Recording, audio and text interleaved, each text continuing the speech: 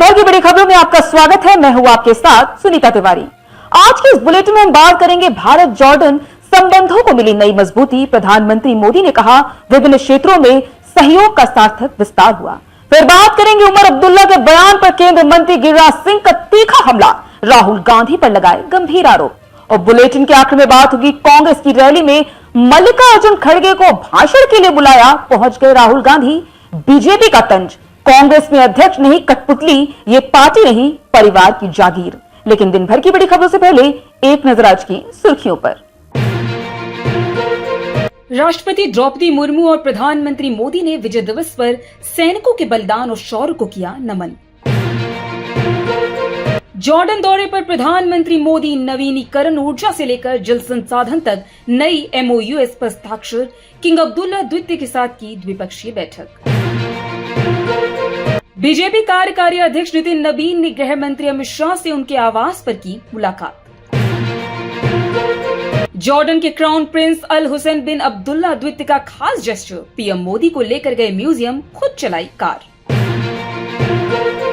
पश्चिम बंगाल के खेल मंत्री अरूप बिस्वास ने दिया इस्तीफा। फुटबॉलर मेसी की इवेंट में अफरा तफरी के बाद विपक्ष था सरकार पर हमलावर।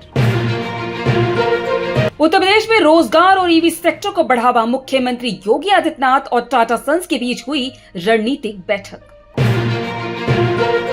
हरियाणा में अब 22 नहीं 23 जिले, मुख्यमंत्री नायाब सिंह सैनी ने किया ऐलान, राज्य को मिला हांसी नया जिला।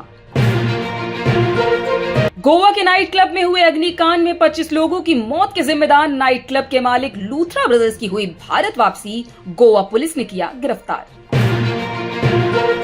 ईवीएम हटना लोकतंत्र के लिए खतरनाक, बिहार चुनाव सुधार पर संजय कुमार झा का आरोप। हिजाब विवाद पर पूर्णिया सांसद पप्पू यादव ने सीएम नीतीश कुमार का किया बचाव, बोले पिता जैसा था उनका बर्ताव।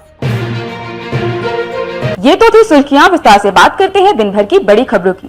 प्रधानमंत्री नरेंद्र मोदी 3 दिन के विदेश दौरे के पहले चरण में जॉर्डन पहुंचे। यहां पर उनका गर्मजोशी से स्वागत किया गया और खुद जॉर्डन के किंग के महल में उन्हें द्विपक्षीय वार्ता का न्योता दिया गया। भारत और जॉर्डन ने द्विपक्षीय सहयोग को मजबूत करने के उद्देश्य से कई समझौते ज्ञापनों पर हस्ताक्षर भी किए।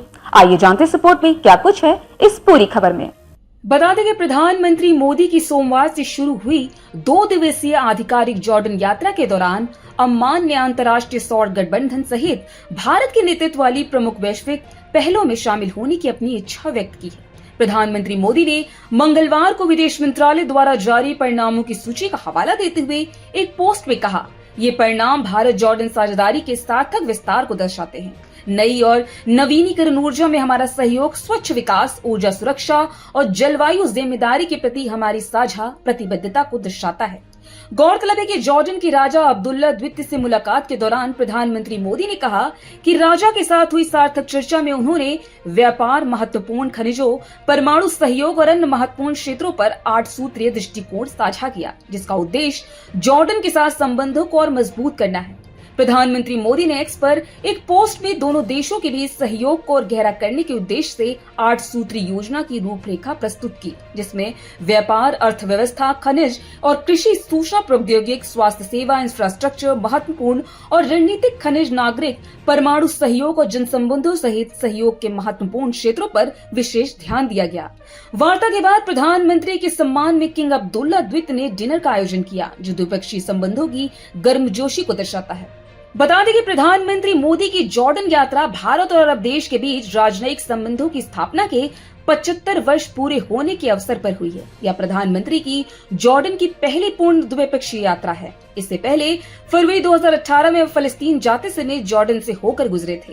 भारत और जॉर्डन के बीच मजबूत आर्थिक संबंध है, जिसमें नई दिल्ली अम्मान का तीसरा सबसे बड़ा व्यापारिक साझेदार है। दोनों देशों के बीच द्विपक्षीय व्यापार का मूल्य 2.8 अरब अमेरिकी डॉलर है। जम्मू कश्मीर के मुख्यमंत्री उमर अब्दुल्ला के बयान को लेकर देश की राजनीति एक बार फिर गर्मा गई है। इस मुद्दे पर केंद्रीय मंत्री गिरिराज सिंह ने कांग्रेस और खास तौर पर राहुल गांधी पर कड़ा प्रहार किया है। आइए जानते इस रिपोर्ट में और क्या कहा भाजपा के फायर ब्रांड नेता गिरिराज सिंह ने उमर अब्दुल्ला के बयान को लेकर। केंद्रीय मंत्री गिरिराज सिंह ने कहा कि राहुल गांधी की अपनी अलग थियोलॉजी है, जिसके जरिए वे हर चुनावी हार के बाद सच्चाई से मुंह छिपाने की कोशिश करते हैं। उन्होंने आरोप लगाया कि अपनी हार को स्वीकार करने के बजाय राहुल गांधी कार्यकर्ताओं को झूठा दिलासा देते हैं, हार का ठीकरा किसी दूसरे के सिर पर फोड़ देते हैं। गिरिराज सिंह ने सवाल उठाया, अगर कांग्रेस नेताओं में सच में हिम्मत है तो वो उमर अब्दुल्ला और सुप्रिया सूले जैसे नेताओं पर खुलकर टिप्पणी क्यों नहीं करते। उन्होंने कहा, जब कांग्रेस तेलंगाना और हिमाचल प्रदेश जैसे राज्यों में चुनाव जीतती है तब उन्हें वोट चोरी या चुनाव आयोग की निष्पक्षता पर कोई संदेह नहीं होता। जैसे ही कांग्रेस को हार का सामना करना पड़ता है तो वैसे ही वोट चोरी और चुनावी गड़बड़ी के आरोप लगने लगते हैं। केंद्रीय मंत्री गिरिराज सिंह ने कांग्रेस पर हमला बोलते हुए कहा कि इस पार्टी ने सिर्फ वोट चोरी नहीं की बल्कि वोट डकैती की राजनीति की है। उन्होंने कहा, सुप्रिया सूले ने जो बात कही वह पूरी तरह से सही है और कांग्रेस को अपने अतीत को याद करना चाहिए। गिरिराज सिंह ने कहा कि लोकतंत्र में हार जीत सामान्य प्रक्रिया है। कांग्रेस नेतृत्व हार को स्वीकार करने की राजनीतिक परिपक्वता नहीं दिखा पा रही है। कांग्रेस की मेगा रैली के दौरान प्रधानमंत्री नरेंद्र मोदी के खिलाफ लगाए गए नारों पर भी गिरिराज सिंह ने तीखी प्रतिक्रिया दी है। उन्होंने कहा, सोनिया गांधी और राहुल गांधी के नेतृत्व में ही गाली गलौच और अपमानजनक भाषा की राजनीति को बढ़ावा दिया जाता है। उन्होंने दावा किया कि प्रधानमंत्री के खिलाफ इस तरह की भाषा सैकड़ों बार इस्तेमाल की जा चुकी है। अब जनता इसे स्वीकार करने को तैयार नहीं है। उनके मुताबिक अब देश की जनता सोनिया गांधी और राहुल गांधी से माफी की मांग कर रही है। दरअसल जम्मू कश्मीर के मुख्यमंत्री उमर अब्दुल्ला ने कांग्रेस की ओर से उठाए गए वोट चोरी के मुद्दे से सोमवार को खुद को अलग कर लिया। उन्होंने कहा, विपक्षी दलों के गठबंधन इंडिया का इससे कोई लेना देना नहीं है। अब्दुल्ला की नेशनल कॉन्फ्रेंस विपक्षी Indian national developmental inclusive alliance गठबंधन में एक घटक है। लोकसभा में विपक्षी सांसदों की संख्या के हिसाब से कांग्रेस गठबंधन की सबसे बड़ी पार्टी है। उमर अब्दुल्ला के इस बयान से इंडिया गठबंधन के अंदर खलबली मच गई है। इस मामले पर आज जेडी नेता मनोज झा की तीखी प्रतिक्रिया सामने आई है। झा ने उमर अब्दुल्ला के बयान पर कहा कि उमर अब्दुल्ला बार बार विवादों में घिर रहे हैं और हमें जवाब देना पड़ रहा है। भाजपा ने एक बार फिर से कांग्रेस पर परिवारवादी पार्टी होने का आरोप लगाया है। बीजेपी ने कांग्रेस पर तीखा हमला करते हुए उस पर आंतरिक लोकतंत्र का अभाव और परिवारवाद से संचालित संगठन की तरह कार्य करने का आरोप लगाया है। यह आलोचना सोशल मीडिया पर वायरल हुए एक वीडियो के बाद सामने आई, जिसमें कांग्रेस अध्यक्ष मल्लिकार्जुन खड़गे को एक सार्वजनिक कार्यक्रम में दरकिनार करते हुए देखा गया। आइए जानते हैं इस रिपोर्ट में क्या है पूरा मामला।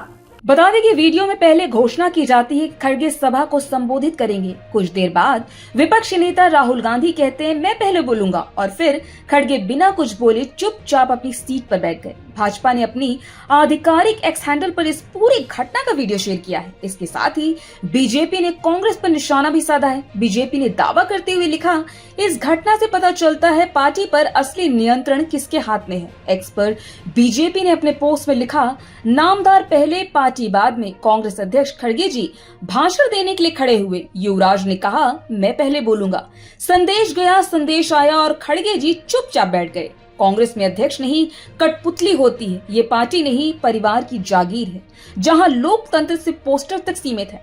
दरअसल ये घटना रविवार को दिल्ली के रामलीला मैदान में कांग्रेस द्वारा आयोजित वोट चोर गद्दी छोड़ रैली के दौरान का बताया जा रहा है। मंच का संचालन सुरजेवाला कर रहे थे। उन्होंने कहा, खड़गे जी कभी रुकते नहीं, उनकी कथनी करनी में कोई फर्क नहीं। जब जब गरीब पर हमला होगा खड़गे की आवाज जरूर गूंजेगी। तभी सुरजेवाला ने कहा, कांग्रेस के राष्ट्रीय अध्यक्ष खड़गे जी आए और अपना आशीर्वाद हमें दें।